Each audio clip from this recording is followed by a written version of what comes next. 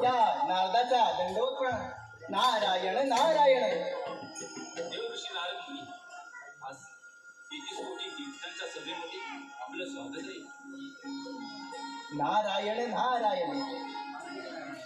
देवेंद्र, आज आपण आयोजित केलेल्या या सभेचे प्रायोजन सर्वांना सांगावे. नारायण नारायण. उपस्थित देवगण हो, आजची सभा आयोजन करण्याचे कारण म्हणजे आपल्या विश्वामध्ये आकस्मिक घटना घडत आहे, त्यांचे निवारण करण्यासाठी एक देवसभेचे आयोजन केले आहे. देवेंद्र,